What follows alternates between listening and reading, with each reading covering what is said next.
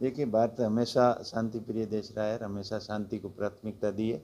लेकिन दुश्मन जब बेकसूर लोगों के ऊपर हमला किया, कायराना हरकत की, तो पूरे देश के लोग निराश थे कि इस तरीके की मानवता के विरुद्ध ये हमला जो कायर देश ने किया है, तो उसके ऊपर पूरा देश के अंदर असंतोष था। और जो जवाबी कार्रवाई भारतीय सेना ने की है वो बहुत ही काबिल तारीफ़ है। पूरे देश को फ़ख्र है, गर्व है भारतीय सेना के पराक्रम पर, शौर्य पर, कि उन्होंने दुश्मन देश को मुंह तोड़ जवाब दिया और अच्छी कार्रवाई की। इसे और ऐसे मौके पर कार्रवाई होनी ही थी।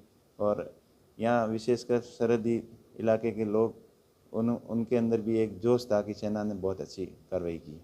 तो देखिए आप सबसे महत्वपूर्ण बात ये है कि भारत ने जिस तरीके की जो है, क्योंकि आतंकवादी जो थे वो धर्म पूछ करके लोगों को उन्होंने मौत के घाट उतारा और सीधा मैसेज दिया कि आपके प्रधानमंत्री को कहना कि हमने इस तरीके की बात की है। देखिए, ये तो सरकार ने कहीं माना है, पहले भी प्रेस कॉन्फ्रेंस वगैरह हुई तो सरकार ने माना है कि हमारी सुरक्षा के अंदर चूक हुई है।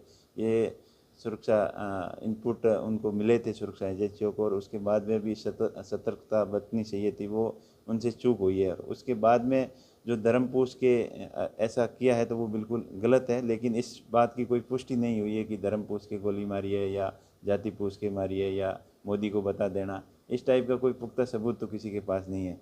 ये वैसे प्रचार प्रसार अलग तरीके से हो रहा है, ये नहीं होना चाहिए। और ये तो बहुत ही चिंताजनक विषय है कि निहत्थे निर्दोष लोगों के ऊपर कायराना हरकत जो दुश्मन देश ने की है, इससे पूरे देश के अंदर असंतोष था। अच्छा, जिस तरीके की सीज फायर हुआ उसको लेके क्या कहना चाहिए? देखिए, सीज फायर होना ही चाहिए। जैसे शांति के अंदर भारत ने हमेशा विश्वास रखा है। भारतीय सेना ने या भारत ने पहल नहीं की है, उन्होंने उकसाया है। और आतंकवाद का इतना सिर चढ़ के बोल रहा है कि उसका सफाया होना ज़रूरी था। लेकिन जो सीज फायर में तीसरे देश की मध्यस्थता के बारे में जो सोशल मीडिया पर चल रहा है, डोनाल्ड ट्रंप का जो ट्वीट आया कि दोनों को हमने समझा दिया है, सीज फायर होना चाहिए, उसके बाद में प्रेस नोट आया, तो ये तीसरे पक्ष की मध्यस्थता है, ये लोगों को पसंद नहीं आई।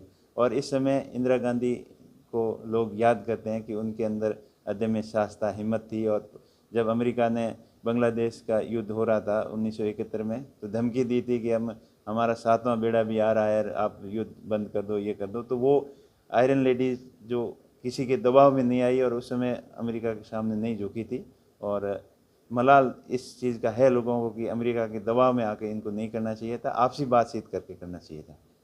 अच्छा, जो अब क्योंकि भारतीय सेना के और अगर राजनेताओं के रक्षा मंत्री ने ये कहा कि हमारा जो ऑपरेशन सिंदूर है वो लगातार जारी रहेगा, पाकिस्तान का कोई एक भी गोली अगर पाकिस्तान को चलेगी तो हमारी तरफ से गोला चलेगा, और ये ऑपरेशन सिंदूर जो लगातार जारी है। नहीं, बिल्कुल दुश्मन को मुंह तोड़ जवाब भारतीय सेनाओं ने दिया है और आगे भी देना ही चाहिए। क्योंकि अगर सीज फायर का उल्लंघन उन्हें घोषणा करने के बाद में अगर वो करते हैं तो उनको करारा जवाब देना चाहिए। और हमें फ़ख्र है, गर्व है हमारी सेनाओं के बहादुर जवानों पर, जो भारतीय थल सेना हो, चाहे जल सेना हो, चाहे वायु सेना हो, वो बराबर कार्रवाई कर रही है। और वायु सेना के पराक्रम के आगे पाकिस्तान थर्रा गया है।